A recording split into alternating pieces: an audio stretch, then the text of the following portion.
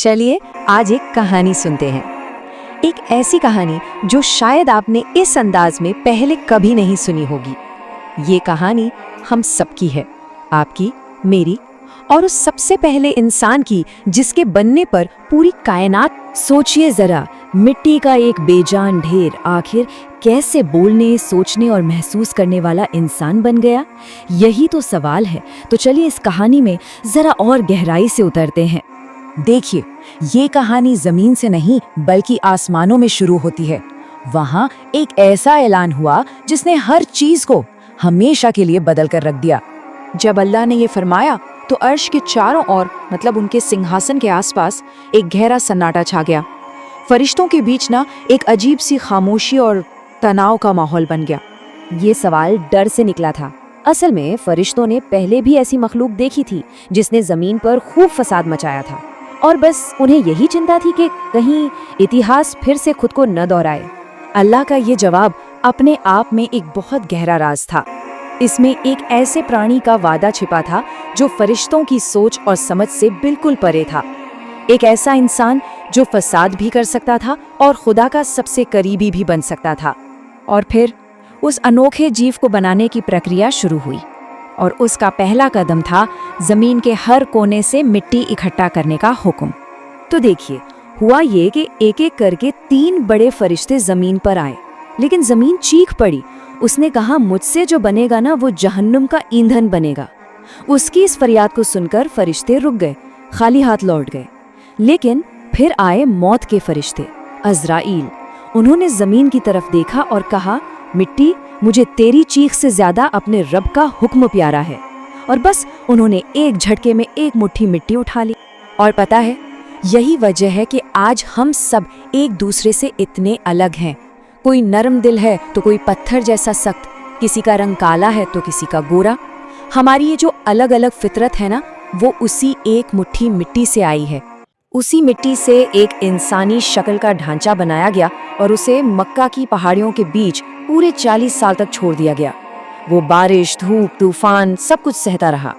कहते हैं वो देखने में इतना खौफनाक था कि फरिश्ते भी उसे देखकर अपना रास्ता बदल लेते थे।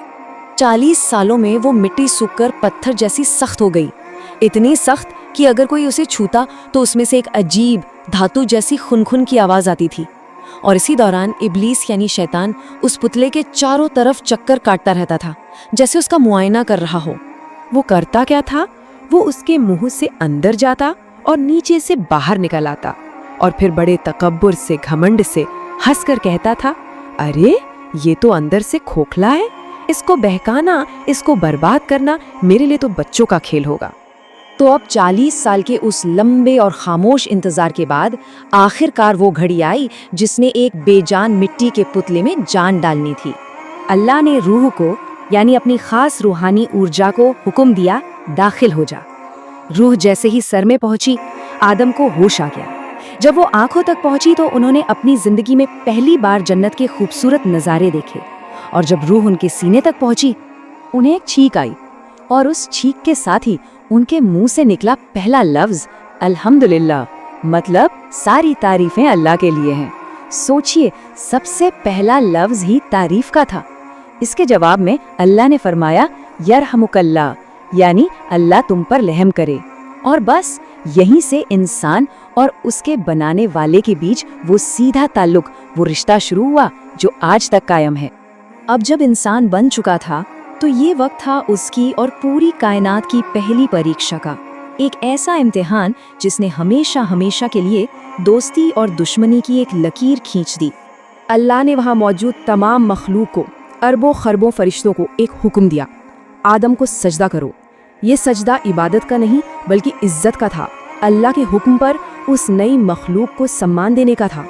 और एक पल में सारे के सारे फरिश्ते सजदे में गिर पड़े। सबने सजदा किया सिवाय एक के। इब्लीस, जो कभी फरिश्तों का सरदार हुआ करता था, वो अकड़ कर खड़ा रहा। उसने साफ इनकार कर दिया।